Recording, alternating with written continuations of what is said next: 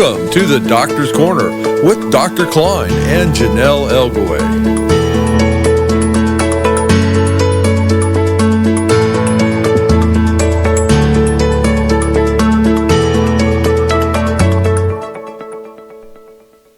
And now, the Doctor's Corner with JONELLE ELGAWAY and Dr. KLINE. Good evening and welcome to the Doctor's Corner on Call 360 Network with co-host Dr. KLINE and I'm JONELLE ELGAWAY. There are two ways to listen into tonight's program: through website www.cawnation.com or YouTube channel The Doctor's Corner. Please make sure to subscribe to all Cost 360's YouTube channels to get reminders of when shows are live. Dr. KLINE loves to hear from you and answer all your questions from our mailbag. If you have future mailbag questions, please email them to jonelle.elgaway@caw360.com. If anyone would like to call in with a question this evening, you can do so at 415-403-2715. Before we start, is there anything newsworthy that has occurred recently that you'd like to share with us, Dr. KLINE? Hello, Dr. KLINE. You should have reminded me about the mute button. The mute button. It always gets us. What is it you want? Is there anything new or newsworthy that you'd like to share with everyone? The HHS Omnibus Collective Multiple Agency, Multiple Modality Conference is now over, and the first thing that happened is all the Attorney Generals got together again and begged them, please don't do this. We're not going to be able to prosecute any doctors. What are we going to do? We're going to have to prosecute real criminals, and that's difficult. We get shot at. You know, we like doctors. We just go in their office and they all start sweating and say, I'm guilty. So hopefully, remember now, this report was ordered by Congress. So it's going to go back to Congress, and they're going to do with it what they want. The most dangerous thing is this is a national practice standard. This is like having a textbook in medicine issued to doctors by the government. And you follow the rules in here, or else you're going to end up in court. This could very well end up the same way the CDC guidelines ended up being weaponized. There was one part in there that I remember. It said, if you or me as a doctor prescribing benzodiazepines along with the pain medicine, that I should get a consultation with a psychiatrist first. So if I get dragged into court, they'll say, Dr. KLINE, did you get a psychiatrist to okay your prescription of Valium? Oh, you didn't? Well, then you're practicing outside legitimate practice, and we got a 20-year sentence for that. So it was a very dangerous document. It was nice. The physician in charge, Dr. Vinayla Singh, tried to steer it in a positive direction, and she was partially successful. They basically beat up on the CDC pretty thoroughly, and the AMA has already done that. So there is no more 90 milligram cutoff, and there is no more forced tapering. Anybody who's doing it has got their neck stuck way, way out because it's no longer fashionable and it's no longer legitimate practice. So the attorney generals are just panicked. Somebody needs to write an article in whatever the attorney generals read. Everybody's got a little something they read. If you're a staffer at Capitol Hill, you read a publication called The Hill. So everybody's got a little something they read. You know, if you're a sportsman, you read Sports Illustrated. So we need to find out what magazine prosecutors read. And we need to tell them that they're practicing medicine and they don't know what they're doing. And here's the truth. We will give them the truth. This should cut down a lot on the problems of prosecutors rushing to the federal government going, oh my God, don't loosen the rules because we're trying to catch dope fiends. Now remember, we have two very important scientific facts here on this show for the first time anywhere in the world. One, opiate addiction is genetic. You have to have the genes in order to get addicted. 995 people out of 1,000, when exposed to opiates, will not get high, nor will they addict. Anybody that wants to look into the genes involved, it's very simple. Google the following.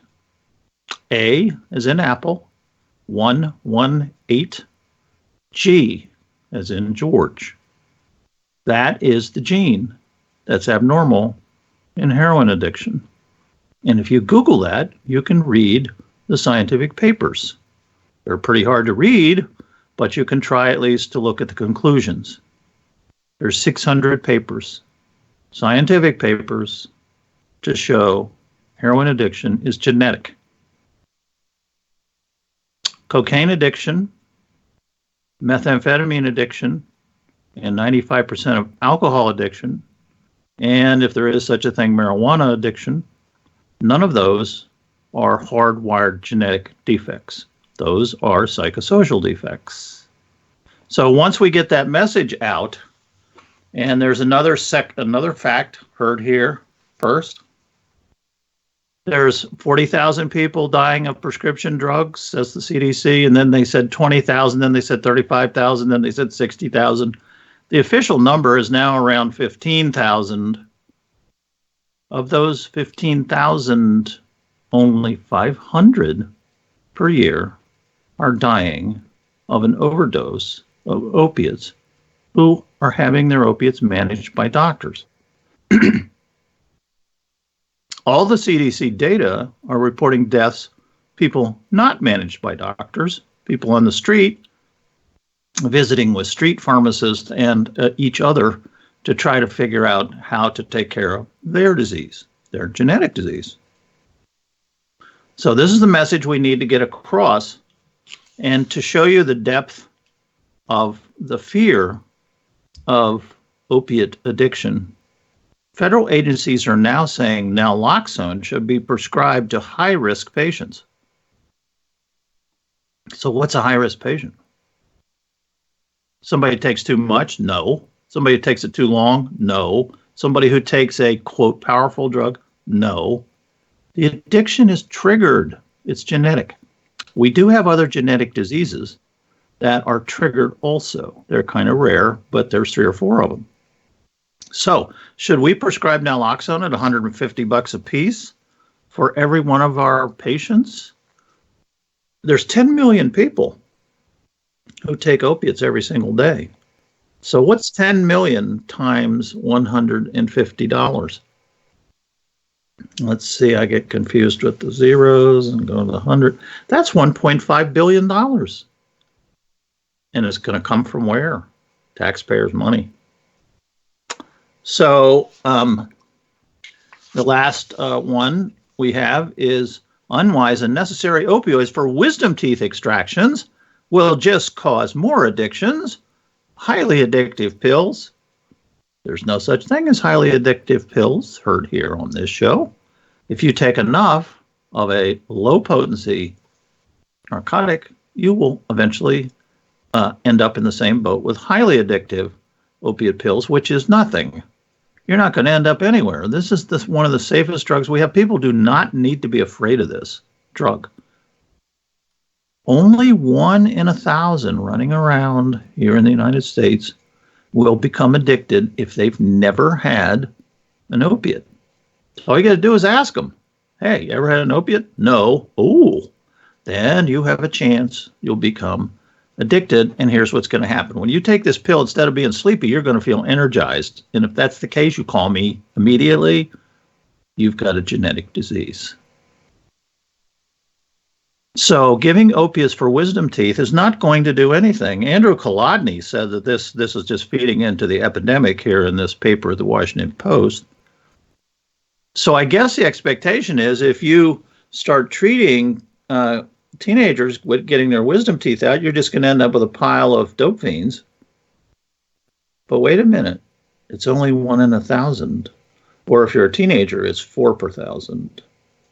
So all the dentist has to do, and I told my dentist this, is just ask somebody, you ever had an opiate? If they said yes, you say, were you addicted to it? No, then you're fine forever. But we still see the fear out there. And I was trying to wonder, another doctor is going to be hanged for 20 to 30 years because people came to his office and conned him into prescription drugs without his knowledge. But the jury convicted him.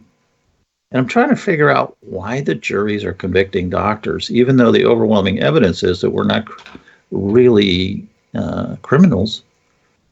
And I think it's the specter of a doctor as a dope fiend, as a peddler with a syringe in his hand, or her hand, going to inject in somebody and cause them to become possessed by the devil.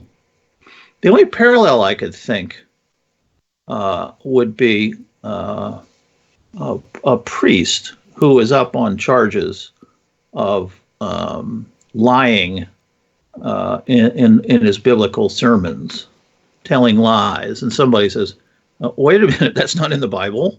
Oh, I'm just making it up. See, that kind of trust that you have in people, the kind of trust that people have in doctors, all they got to do is just one whiff of a physician being involved with dope and dope fiends. My God. So this is the only thing I can figure out. I mean, doctors really are getting life sentences, 20 and 30-year sentences, because one of their patients dies of suicide, or that people come to the office and con them into giving medicines. So we have to work on this fear of addiction phobia, because doctors are being hanged, and guess what? Their patients are running around with no place to go. So there's a public health consequence. But you can't tell federal prosecutors that, because they're told by their boss, the president, and their boss, the attorney general, go get doctors. And so they appointed 15 of them just to hunt down doctors. So what are you going to do if you're a federal prosecutor and the boss says, well, how are you doing? You say, well, I can't find any doctors. Yeah, but we hired you to do this. I want doctors. We have a memo from Jeff Sessions for his new assistant U.S. attorneys. Please send me the statistics. That's what he wanted. Statistics. How many prosecutions? Not how are you doing? How is the dope crisis? Send me the numbers. So that's all we have from Lake Woebegone. Oops. There's a lawsuit pending. Okay, Janelle, over to you. All right. Well, we have a few mailbag questions. The first one is, Dr. Kline, in spite of what some believe, it is legal to travel to see a doctor anywhere in the United States. It is legal for any doctor to prescribe any opioid at any dose, in any quantity, with or without a benzo or muscle relaxant, legal by DOJ and DEA rules. If a patient has a face-to-face consult with their doctor, can subsequent consults be via Skype or online camera? Good question. You have to see the patient the first time face-to-face. After that, it's up to the state. In North Carolina, it's up to me to decide when the person should come back. And the ruling here was you need to see him at least a year, every year. Well, we usually do more frequent than that, but people live far away, and we get on the phone with them. There is an official paid for telemedicine. It's got so many restrictions, it's not worth doing. There's nothing wrong with having a talk on the phone with your patient. And also now with social media, I get lots of reports. So my chart's filled up with emails and text messages and phone calls and stuff from my patients. So if there's not something that I need to examine, which usually is the case that I don't, because most of my patients have inflammatory disease, systemic inflammatory disease, what we're going to call all these diseases that people have, kind of an umbrella, is a lot of times on the initial examination, I don't find anything anyway. It's, people with adhesive arachnoiditis, I did find that if you kind of pound a little bit on their spines with your reflex hammer, you'll get some discomfort. But once you have that, you know that that's the disease. So it is okay after the first visit. You can't get away with not having a first face-to-face visit and an examination. But after that, it's kind of up to the physician and up to the state rules.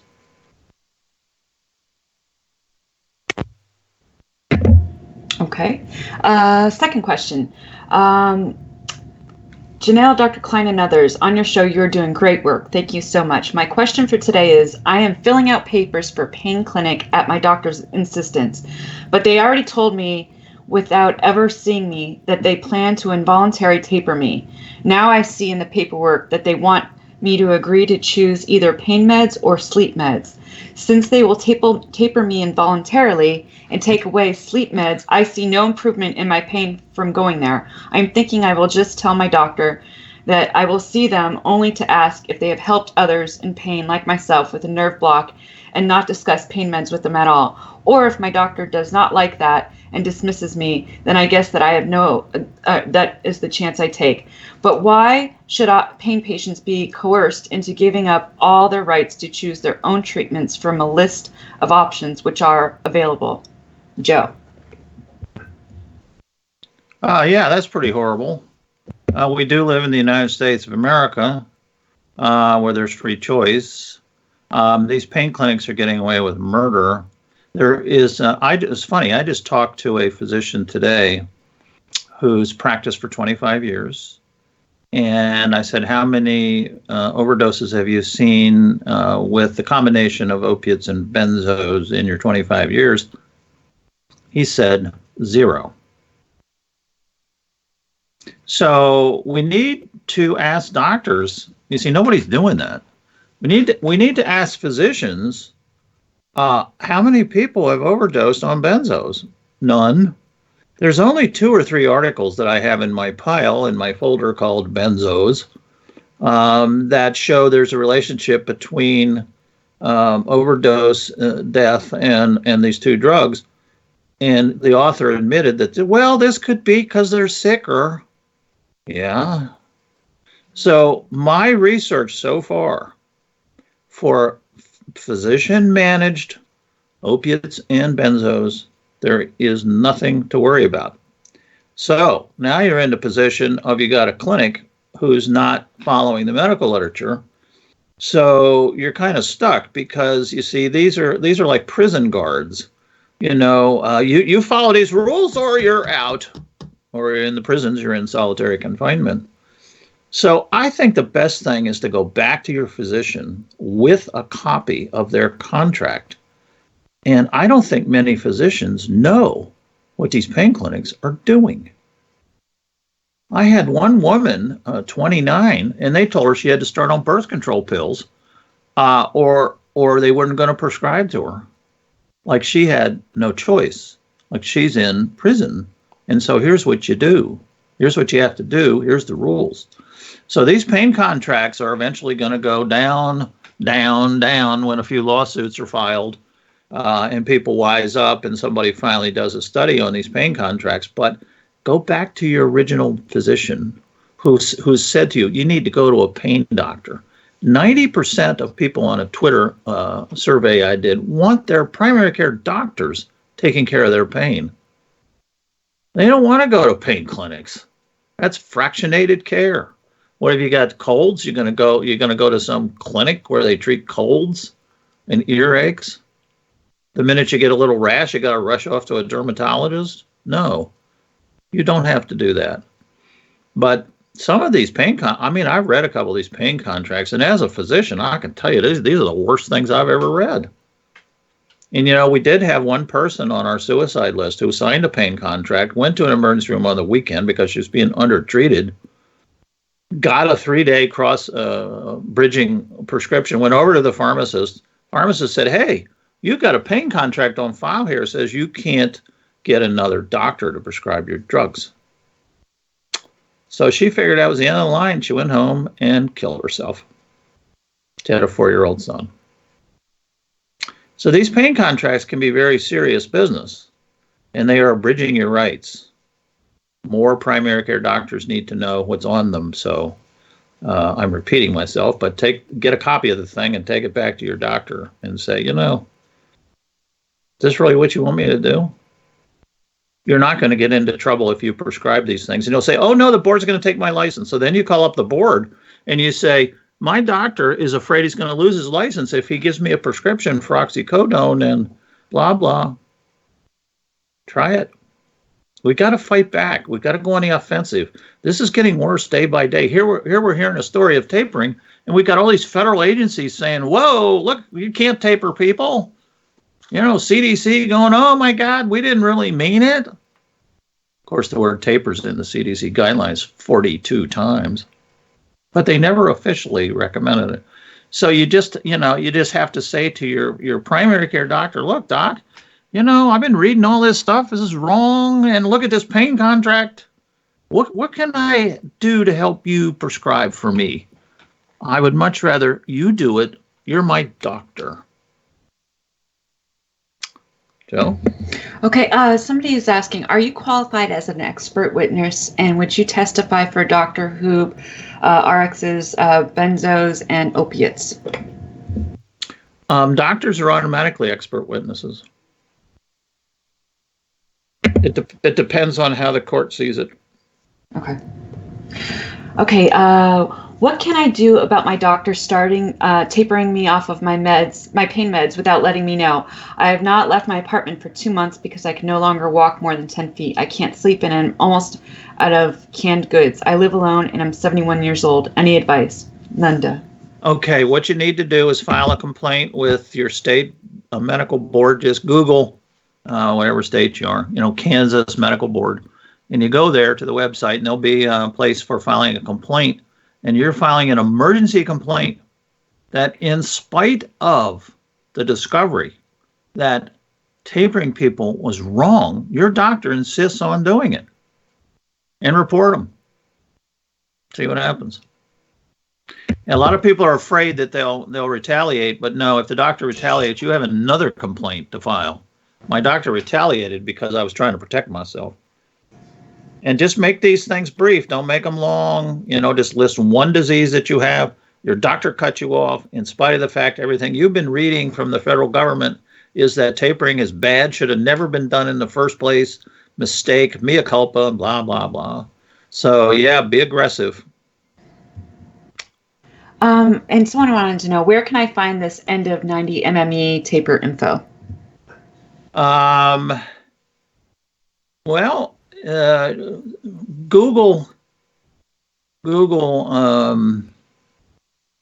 tapering, opioid tapering, and that should take you to the CDC and the FDA statements. Also, Google AMA, opioids. AMA has a very strong statement that nobody should be going by these guidelines at the CDC, which is the 90 milligrams. So the AMA, FDA, CDC, if you Google enough, you'll find that none of them are supporting the 90 milligram. And any doctor who's supporting the 90 milligram should be reported to the medical board because it's been shown tapering is dangerous and nobody approves it anymore. Okay. Well, tonight we have special guest Kelly Merle to join us to discuss alternative therapies such as the power of nutrition and meditation. Kelly is an activist, artist, writer, and community builder. She has navigated medical systems and pursued relief in the United States and South America. Welcome, Kelly, to the Doctor's Corner. How are you this evening? Good. How are you? Can you hear me? Yep, we could hear you. Okay, great. So would you like to tell us a little bit about yourself and a little bit about your background? I was largely better housebound for over 16 years with a whole collection of pain-generating illnesses, which I now just consider under the umbrella of central sensitization. And the minute I had enough functionality to begin advocating for the community, that's what I began doing. I had a huge paradigm shift in the last year when I got even more challenged than I already was, and really had a break from Western medicine. So can you tell us a little bit about your medical condition and go ahead. Oh, okay. Yeah. I don't list them very often because, like I said, I think they're all forms of central sensitization, but complex regional pain syndrome, myofascial pain syndrome, central pain syndrome, myalgic encephalomyelitis, and a few others. Sounds like you have what we're now describing, at least we're describing on this show as an umbrella Exactly. of central inflammatory, systemic inflammatory disease is what we're calling it. And then you got all these different aspects of it. It doesn't really matter because none of it's treatable and all of it causes pain. But I disagree with the not treatable. Using the knowledge that you just encapsulated, it's about inflammation. It's inflammation of the central nervous system. And if you can calm down the inflammation of the central nervous system, you have a real chance of putting your illnesses into remission. And there are incredibly effective ways out there to do that. But it's a lot of work. It's not a passive approach to health whatsoever. I took my own advice, when I told the pain community that the cavalry wasn't coming. I really took that to heart when I was 83 pounds last winter. And that I needed to be the change that I sought. So I systematized my approach to wellness and really thought deeply about what I could do to address inflammation. And we tend to, I think, as Westerners, minimize the invisible. So, it's just a little dairy, it's just a little gluten, it's just this, it's just that. For us, there is no minimizing the effects of inflammation on the brain. It causes an incredible variety of extreme symptoms, including real neurological problems, real psychological issues. You have, depression, and all of these illnesses go hand in hand. So once you start alleviating that inflammation, you can start to address all of those things. And I started with dairy, with an elimination diet. And everything that I cut out, I started to peel away layers and layers of illness. So I cut out dairy, I cut out gluten, corn, all sugar, and added meditation. If every patient did that, we would have a lot less people in trouble. And while I really appreciate that the climate is changing, it's going to take a lot of time for the people on the ground to feel the effects of that. So I'm taking a more empowered approach to help, and combining nutrition, meditation, biopsychosocial wellness, spiritual wellness, creative expression, and actually relationship with the people around you, relationship with your community, relationship with the planet.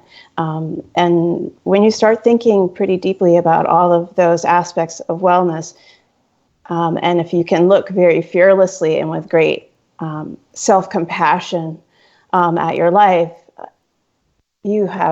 there's no reason that you cannot feel exponentially better. So it's worked for you. Can you, diets, I think people can look up on the internet. The central inflammatory disease in the brain, has been proven now at the Mass General and the Karolinska Institute in Sweden when they're doing PET scans. PET scans are like an MRI, but it tells you what's going on rather than, and so the brain is inflamed no question about it. Forrest Tennant, our guru, first came up with this notion a long time ago and has been publishing it for years. He was recently run out of business by the attorney generals and the DEA in California, accusing him of all kinds of things he didn't do. And they never found enough to level charges against him, but they just rode him into retirement. He was 77. And this is a horrible thing, for doctors to undergo police interrogations by the federal police department. So he kind of had that idea all along, and you have it. And they've been showing that regular old depression people get is probably inflammatory disease. So inflammatory disease is the new biology for lots of things, even hardening of the arteries and heart attacks, all due to inflammation. So tell us about meditation. How can people learn to do that? Maybe you could give us a little tutorial. Okay, so when I just started with a meditation for a guided meditation that I did while I was lying down in just excruciating pain for pain management. And I was shocked to find that it worked. And I'll send a link for that. But what I found was most life-changing for me, and a totally necessary tool, is something called Insight Timer. Now, Insight Timer is an app that you can download on your smartphone, and it automatically connects you to a community of experts. In the West, again, we don't have any mind training, and strengthening mind-body connection is integral to the process of hacking your biology to find out what it is that you need to achieve your best wellness. So there's something on there, and I'll send a link for this as well. There's something called the 365 playlist. And on that playlist, you have a meditation a day. And the first 3 weeks of it, you build 1 minute a day. And so instead of going, I'm going to do meditation, I'm going to do it every day, I'm going to do it 20 minutes or 30 minutes at a time, it doesn't work that way. Change is hard. So the building 1 minute a day takes all of the pressure off, especially at the beginning when you'll find just any reason not to sit down. And I am not one of those, I'm always going. It's hard for me to sit, but I find now that it's a tremendous relief from the constant thoughts about pain, and it just is a way to let it go. And as you know, there's a whole lot of scientific evidence for why this is so effective. It stimulates the parasympathetic nervous system, and this, again, is really integral to wellness. But after the 3 weeks, you have a daily habit.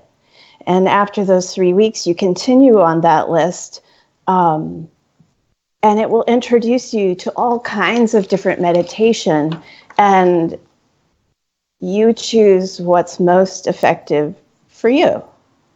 I've also created a group on there for pain patients, those with really severe, high-impact illnesses. It's the 180 Collaborative. You can find me on there if you want some advice and how to start and share with myself or other patients what challenges you're facing as you're trying to create this practice for yourself. And if you do this in the morning every day, you are going to notice that these very subtle changes have profound impact on your life. Like I said, along with the nutrition, it's really, really important.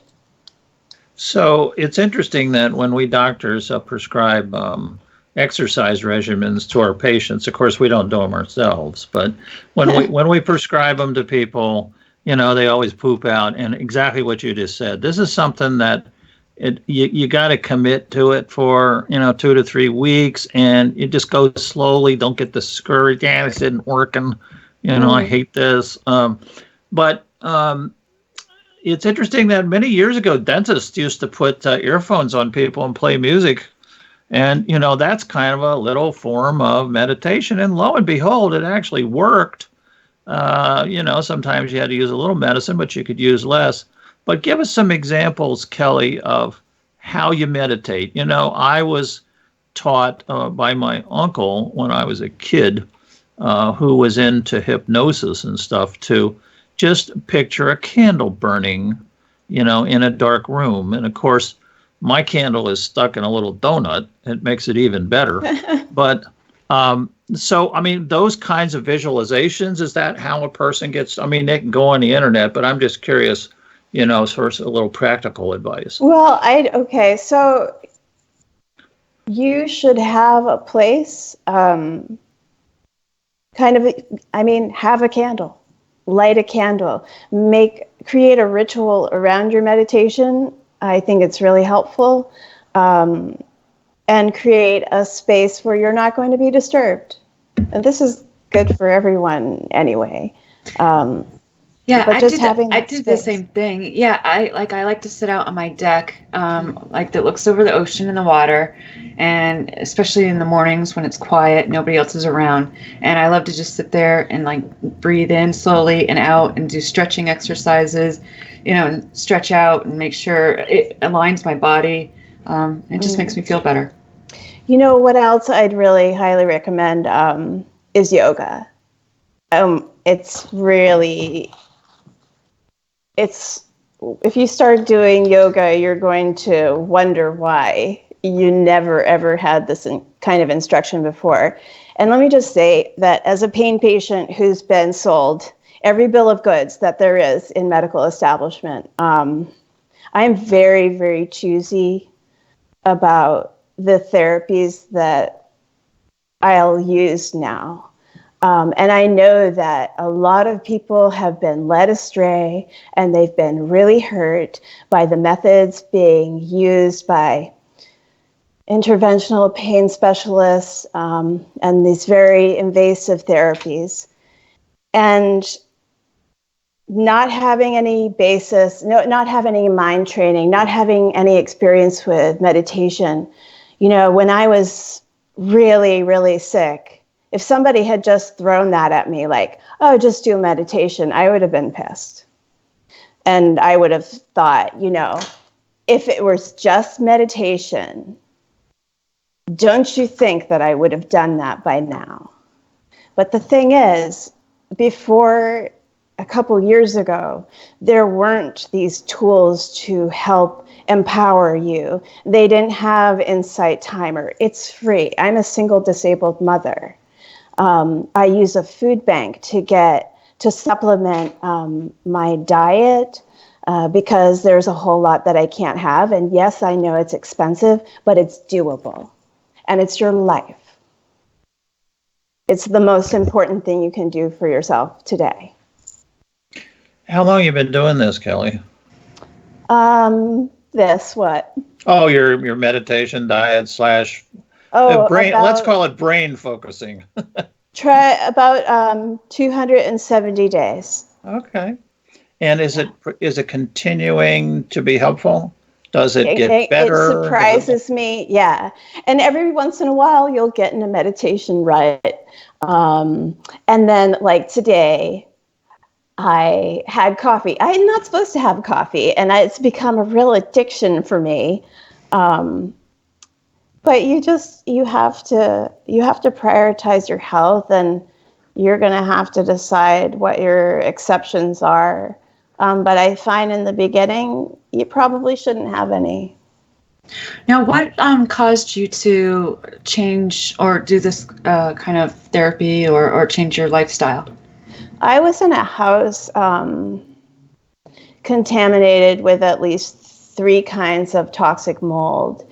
And my son and I got really very, very sick within 3 weeks of each other. And our symptoms were drastically different.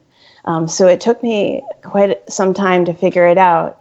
But my son, it's really kind of beyond words to really describe how sick he got. And I'm laying on my deathbed, and my son is sleeping 20 hours a day, can't be roused. And I was, like I said, I was 83 pounds, and I found it incredibly sad at one point. That no, it was incredibly unfair, and this whole climate really sucked, and we are definitely getting thrown under the bus, but it doesn't matter.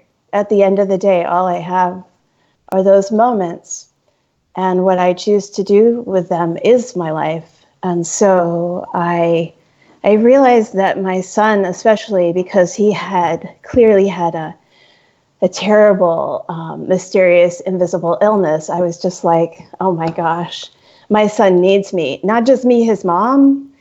He needs me, the skeptic of therapies and medical knowledge. He needed me, the chronic illness expert. And so in the very beginning, it was for him.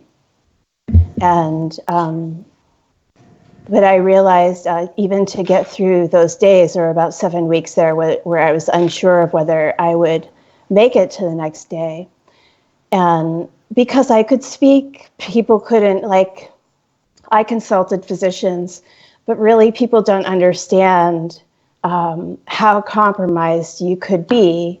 I'm in my 40s, and nobody really can comprehend how dangerous untreated illnesses can be for the body. And so really we had no help, and I had to survive, or my son would be wandering in the desert of medical knowledge for at least a decade, probably. Yeah, one of the things that I've become aware of is that physicians really have no idea what's going on. I had a radiologist. I was looking at an MRI with him, and I said, "Do you think this looks like adhesive arachnoiditis?" And he said, "What's that?" Yeah, this is a real problem, and pain management is like the bastard stepchild of specialties. It doesn't have any real home. There are pain syndromes associated with every functional system of the body, but they're all like blind men at the elephant. Everybody has one portion of the picture, but nobody's putting it all together, except for integrative medicine and functional medicine specialists who talk a lot, I found, about exactly these things I've been talking about balance and nutrition and biopsychosocial wellness. And all of those things are really important. Yeah, very interesting. How long do your morning sessions last, your meditative sessions, your focusing sessions? I kind of like to think of it as focusing. I now do about a half hour a day. When I have more time, I'll do a session in the morning and a session in the evening. Optimally, I do yoga 2 to 3 times a week. Walking, really great for you. And I've been walking 2 miles a day. And what else? I have expanded my world. I was very, very isolated because of illness. And again, just making different choices. And it really is small things that lead to larger success.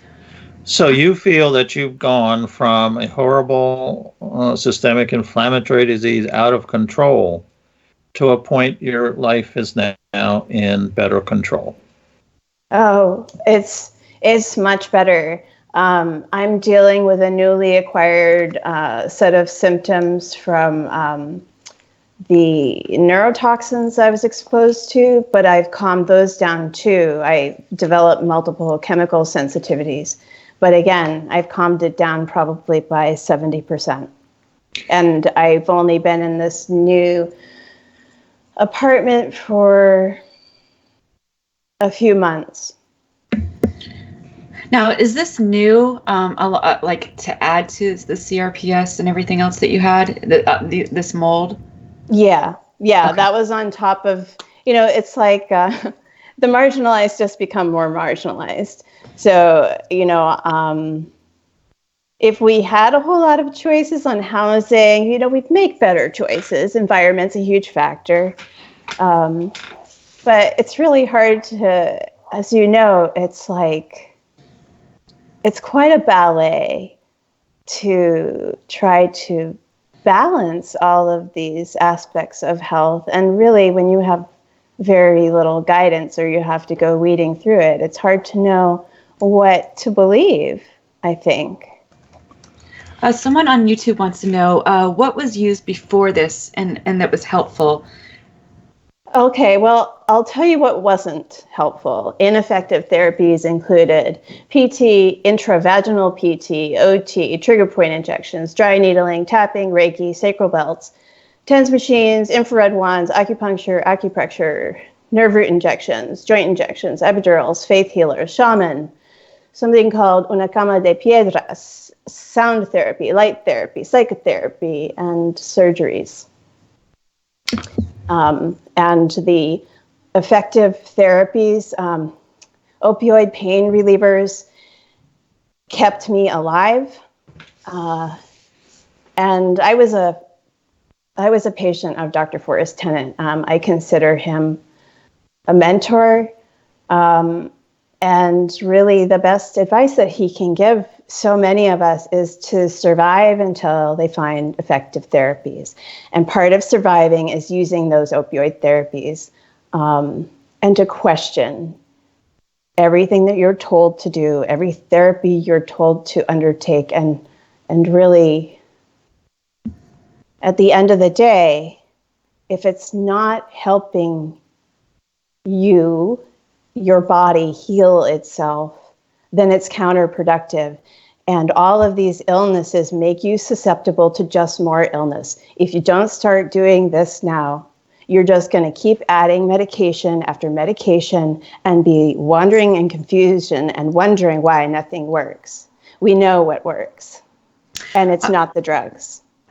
We have a caller from area code 203. Welcome to the Doctor's Corner. What's your name and what's your question? Shirley, I'm just wondering what she's used before, and was it helpful? Hi, Shirley. What made her go to? Hi. I'm a rapid metabolizer of opioids. So as I said, opioids, I was in suicidal levels of pain for years. The opioids kept me right on the precipice. And I'm really glad that I had access to them. And then I started, when I moved to Maine, I had really high hopes for the cannabis program. But again, without a guide, it's really difficult to even like broach that world when it hasn't been your world thus far. So it took me some years. I wasn't even going to renew my medicinal marijuana license because it just wasn't effective enough to spend the money on it.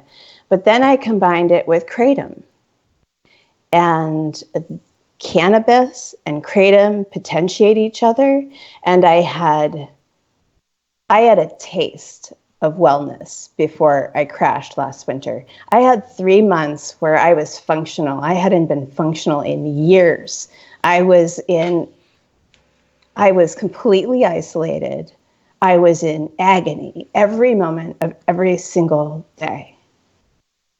And I'm really, really happy that I was able to find something that made me remember what it is like to be me. And so that, again, was integral to that journey. And I'm a very, very big advocate for the use of herbs. And I'm just beginning to study herbalism and ways to continue to reduce inflammation on the brain using nervines and adaptogens to supplement healing. I haven't been able to do much with that myself because, again, I'm a single disabled mother and these things cost.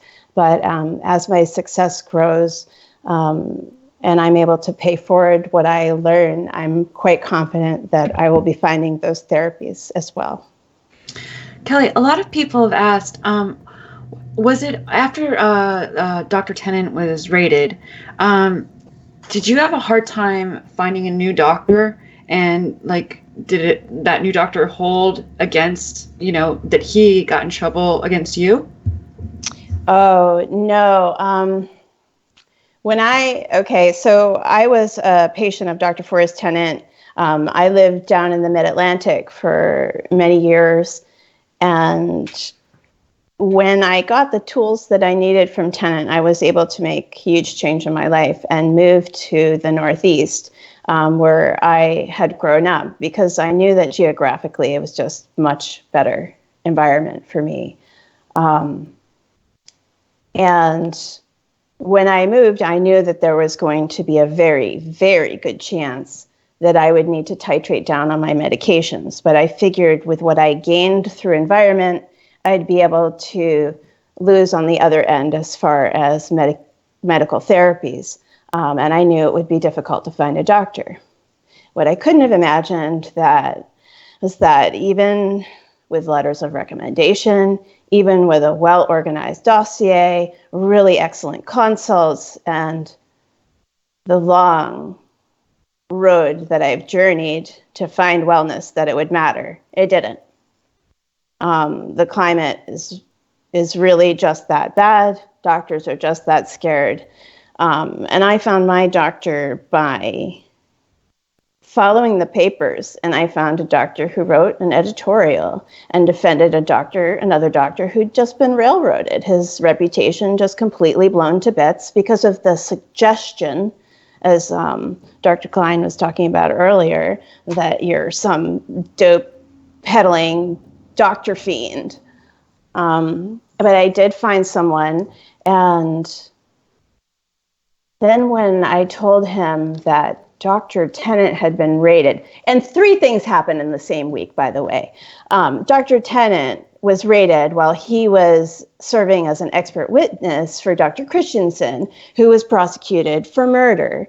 And Kratom was attacked at about that time as well. And my doctor found out that Dr. Tennant had been raided, and then he looked at some of these articles that Dr. Tennant has written. He just incidentally found an article about oxytocin or something, and was completely shocked to find that this person with so much knowledge, who'd won the Lifetime Achievement Award 2 months prior, was being targeted by the DEA. And this is just to make the rest fall in line, I'm pretty sure.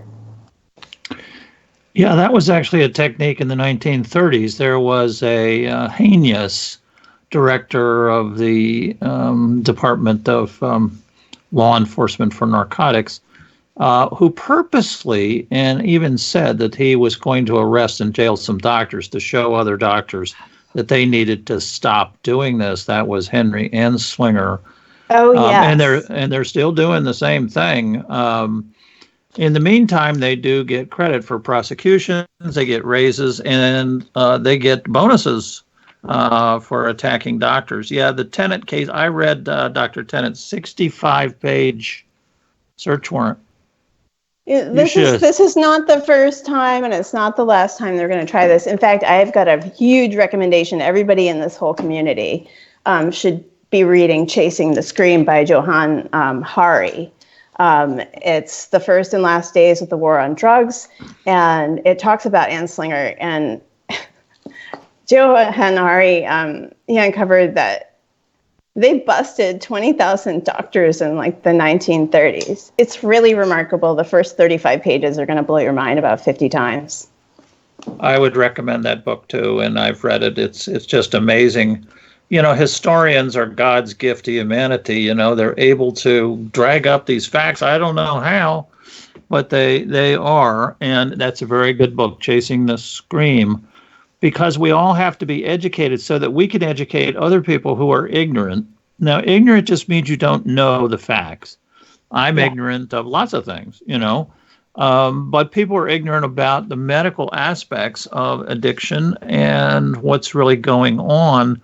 And they need to try to get away from this visage of the doctor on the stand, you know, with horns.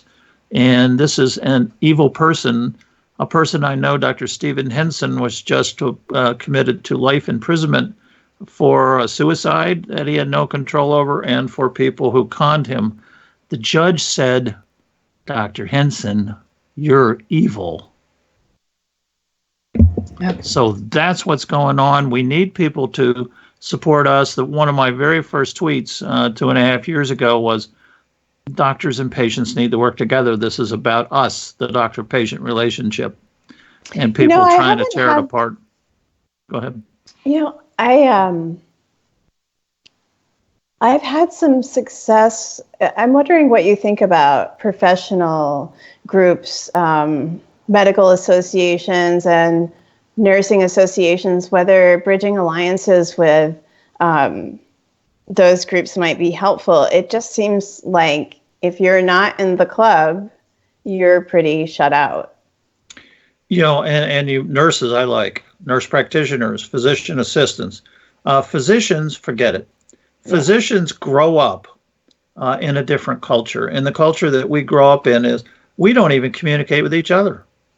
Yeah. For me to just give another doctor a call, when I first moved here to Raleigh, I was going to do a home care practice for people that couldn't get to the office, really sick people.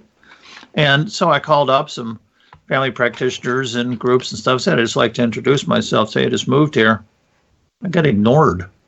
Nobody said, sure, drop in for lunch. Yeah. Doctors are just, they're hoisting themselves on their own petards. They sit around whining at lunch. And like I've got several doctors I'm trying to get involved so that we can present cases of, just how people get prosecuted, and you never hear back from them, just silence. So I'm kind of irritated with the medical profession, but your idea is good. There are people who lead real normal lives and have normal personalities, and those are nurses, PAs, and nurse practitioners. These are the professionals that I think we could, get involved and maybe just leave out the doctors. I just don't think, I've been doing this for 3 years, and I only have 2 doctors that I communicate with on a regular basis. In spite of lots of, hello, I'm Dr. KLINE, I feel like Edwin, at the cocktail party, it's doctors have grown up in a culture that's self-destructive. They are insular. But do you think that, I think some of them must realize that they're part of a broken system. There's a few, but they're all sitting under their desks with their hands over their head. I honestly don't blame them. 3 out of the 4 last pain management physicians that I had are out of practice. I wrote a piece for the Maine Medical Association, and I was just looking to see what I had missed in the past month or 2, and looked up the doctor that I had to travel 1,200 miles every 2 months to go see. And he'd been raided. Not Tennant, another one as well. Yeah. There's a big problem there. And, I'm trying to gather physicians together. It's hard work. They were just not, it's weird. It's like people from different cultures, But I thought that letter was really wonderful, the 300 medical professionals, because they all had pretty disparate opinions in a lot of different ways, but they were totally, you were part of that, weren't you? Yeah, and the fellow who organized it, Stefan Kurtovitz, really deserves a lot of credit for that, because he was able to, because he's a university professor, he was able to make contacts with a lot of people, and I just don't travel in those circles, so I'm glad he did that. And that's really what started all this, was this big petition. Yeah. So he gets a gold star for that. Now, hopefully his group, and I'm in contact with him too, can work towards some of these other goals of, approaching Congress, about let's take a look at this law. It all stems from Nixon's law, and people do blame the DEA, but the DEA are only the police. It's really the attorney generals who are trying to rack up prosecutions. Police don't prosecute anybody. And all these search warrants and everything are signed not by the police, they're signed by attorney generals, assistant attorney generals.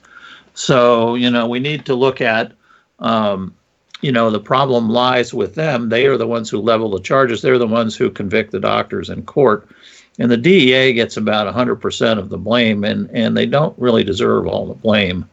I know, poor DEA. They're operating, they're operating under instructions. They're not angels, but we need to know it's a teamwork, and they're not operating on their own. They don't raid people on their own.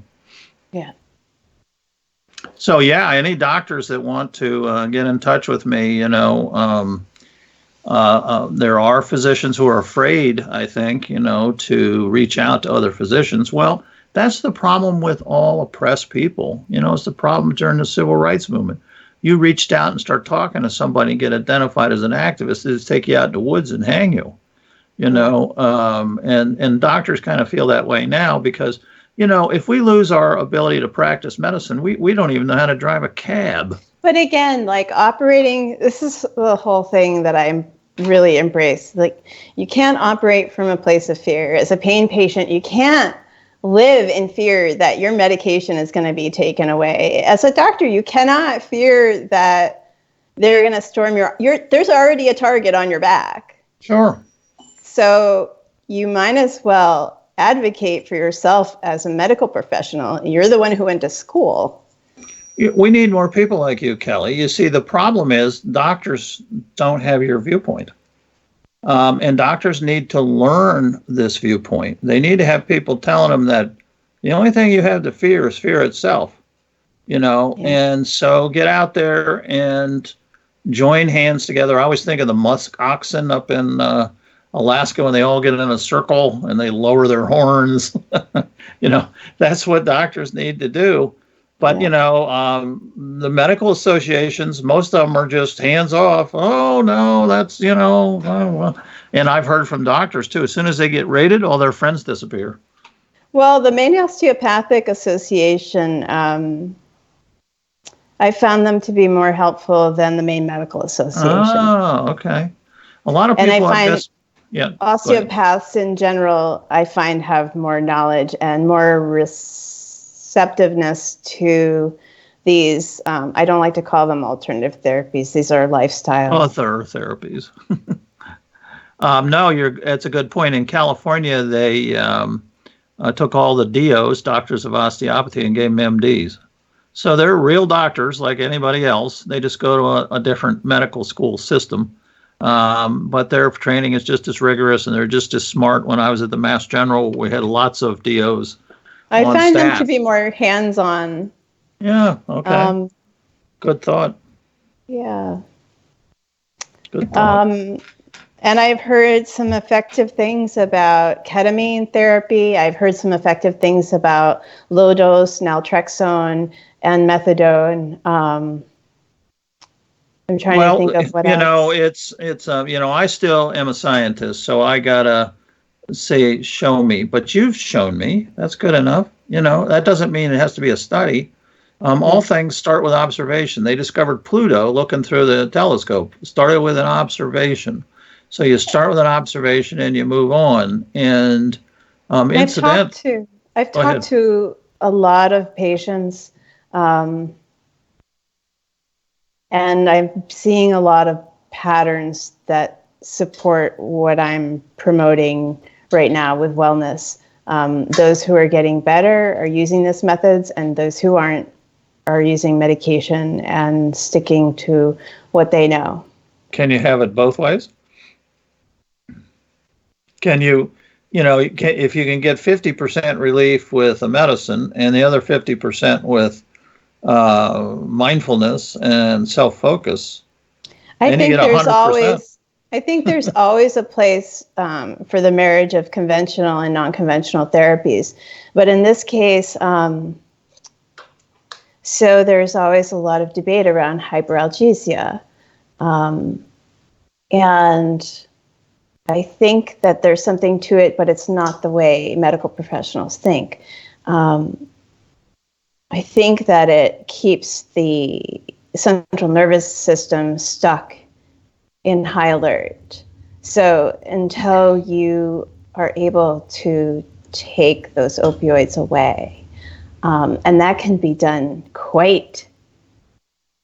you can discontinue or titrate down on opioids with the use of kratom to mitigate the symptoms of withdrawal, and actually quite low doses of kratom that will mitigate the symptoms of withdrawal, so that if you're trying to, say, titrate down, you won't have the exacerbating pain and agony of withdrawal to exacerbate your pain-generating illnesses, and then you just never know where you're really at, where your baseline is. I've lost you.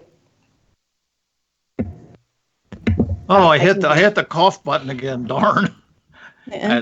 I really shouldn't be on this show. No, well, let me just tell you one interesting fact I wanted to slip in. They've just discovered, or I've just discovered one of these doctors that I was telling you about, that, believe it or not, opiates are anti-inflammatory. How about really? Opiates? Yes, not opioids. Opiates. No, opioid is a term that I don't synthetics. use. Okay. No, opioid is just a bad word. They're really narcotics. Narcotics cover all pain medicines, so we should say narcotics. Opioid is a new term to scare people, and you notice in this 100-page report that I read from the government, not once does it say opioid pain medicine. I don't think people know what opioids are. Opiate, narcotic, painkiller, all are synonymous. Yeah, in fact, when I do my writing and anything written, and really any conversation, if I'm discussing this issue, I never say opioids without saying opioid pain relievers, opioid analgesics, to educate.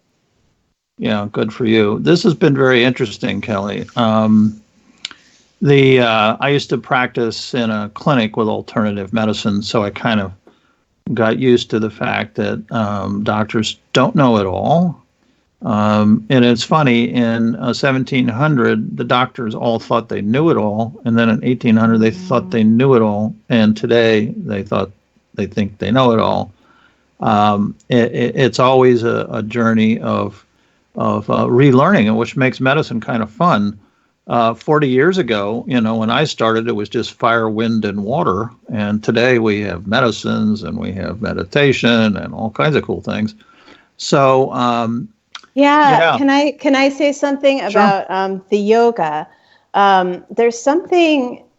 So yoga has been out of reach too for me for a really long time until this past year. And of course, there are some free apps that will get you started. But there's something called Yogia, yogaia.com. And you get a subscription that includes live classes, recorded classes, and the teacher during the live classes will help correct your positions, like tell you what what you should be doing.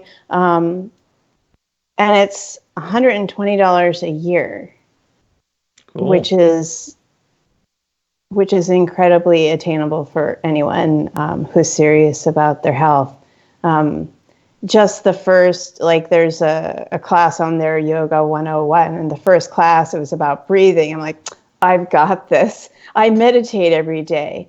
But the way she went through it, the instructor, it was just like, my body has been needing this for, 40 years. Yeah, it's, this kind of got started with Buddhists, and working on progressive meditation. And I think meditation is a good word. It kind of covers a lot of things. If you sit and look at the ocean like Jonelle was doing, that's meditation. In other words, it is focusing. The Buddhists say focus on the moment. If you're just walking through some leaves and they're crunching, you focus on that. That's meditation. Meditation is focusing on one thing and clearing your mind. And it does take practice. I think that was a real important point you made, Kelly. Give it 3 weeks and, pretend like you're in boot camp. You got to get up in the morning and you got to do this. And, you're in boot camp and give it 3 weeks. A lot of people, I think, get discouraged and they don't really set a time limit. After 3 weeks, if it's not working, forget it. Try something else. But you're going to get out of it what you put into it. You're going to get out of it what you put into it. So you should be open-minded when you go into the endeavor and just focus on the moment. I wouldn't recommend free-form meditation for someone who's untrained and in pain. But I would note that sometimes the only choice that you have is how you're going to direct that pain, and pain is energy. And so if you need to start doing a sun salutation because you don't have any other tools, if you don't have any herbs and you don't have any analgesics of any kind that are working or available to you, you have to use what you have. And it works. Can people, Kelly, just go on and Google meditation or YouTube meditation? Will that get them to some nice little things, or should they do something else? If they don't have a smartphone, then I would go on YouTube. But I would definitely use Insight Timer because it has that integrated, it's got a timer. If you start meditating, it keeps track of your progress too. So that's Insight, INSIGHT? Yeah, timer? Insight Timer. Insight Timer, okay. The 365 playlist. And then if you want to go to groups, you can look for the 180 Collaborative and find... Hopefully we'll have some pain patients. This is totally brand new. And if you need some advice and you're having trouble with Insight Timer, find me at Pain Advocacy Alliance on Facebook, or you can find me on Instagram at the 180 Collaborative. Okay. And Janelle will post all these little connections. Janelle, is that correct? Am I being presumptuous? Yes, a little bit. Kelly gave me her link to her article for the other side of the opioid, which I posted on all social media and on our website. But if you could give me those links, I'll put them up on our website. That'd be great. And if people could comment on the West End News site, I think that would be really helpful to educate this community and kind of a test to see whether bringing... marrying the activism and the writing and getting kind of collaborative effort by community to educate the greater public by a conversation, starting with this article. No, starting with your interview. Sorry. It's really important, I think, and that's why we have this show, that people can link up with real people. I mean, it's when you read somebody's article, it's just not the same. It's your article is wonderful, Kelly, but it's nice that people have had a chance to meet you and kind of see, and you have a very compelling story, and I really appreciate you coming on the show. Thank you, Dr. KLINE and Janelle, for the opportunity. It's really wonderful to be able to offer people something that I know works, that's not going to hurt them, that's non-toxic and non-evasive. Yeah. Happy to be here. Okay. Well, thank you, Kelly. Thank you. And thank you, Dr. KLINE, for coming in. Just a reminder to tune in Sunday, 6 p.m. Eastern Standard Time for DPP Rally Talk Show at Claudia. Also, don't forget, May 22nd is the National Don't Punish Pain Rally. Check out website www.don'tpunishpainrally.com for your local state rally. A big thank you to Kelly again, Dr. KLINE, and our audience for taking some time out of your evening to join us here at the Doctor's Corner for your daily dose of truth. I'm Jonelle Elgaway with Dr. KLINE, signing off until next Tuesday. Have a good evening. Good night.